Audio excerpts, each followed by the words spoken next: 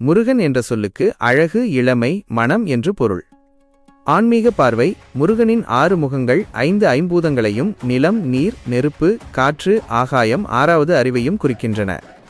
வரலாற்று பார்வை. பழங்கால தமிழ் இலக்கியங்களில் முருகனை சேயோன் என்று குறிப்பிட்டுள்ளனர். குறிஞ்சி நில கடவுளாகவும் போர்க்கடவுளாகவும் தமிழர்களால் வழிபடப்பட்டவர். 2. அறுபடை வீடுகளின் சிறப்பு. தி 6 அபோர்ட்ஸ். ஒவ்வொரு படை வீட்டிற்கும் ஒரு தனித்துவமான வரலாறு உள்ளது. திருப்பரங்குன்றம் இந்திரன் மகள் தெய்வானையை மனம் புரிந்த தலம். திருச்செந்தூர் சூரபத்மனை அழித்து தர்மத்தை நிலைநாட்டிய கடல் மட்டத்தில் உள்ள தலம். பழனி ஞானப்பழத்திற்காக உலகை சுற்றி வந்து கோபித்து கொண்டு வந்து நின்ற தலம். சித்தர்களின் சங்கமம். சுவாமிமலை தந்தை கே சிவபெருமான் பிரணவ மந்திரத்தை உபதேசம் செய்த இடம். திருத்தணி போர் முடிந்து சினம் தணிந்து அமர்ந்த தலம். பழமுதிர் சோலை ஔவையாரிடம் சுட்ட பழம் வேண்டுமா, சுடாத பழம் வேண்டுமா என்று கேட்டு விளையாடிய தலம். 3. வேல் மைனஸ் ஞானத்தின் அடையாளம். தி ஸ்பியர். வீடியோவில் வேல் பற்றி ஒரு தனிப்பகுதி வைக்கலாம்.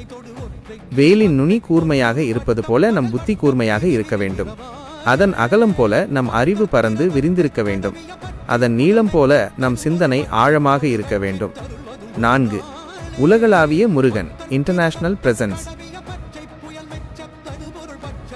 குறிஞ்சி நில தலைவன், அறிவின் சிகரம். வெற்றிவேல் முருகனுக்கு அரோகரா. இந்த தகவல் உங்களுக்கு பிடிச்சிருந்தா ஷேர் பண்ணுங்க.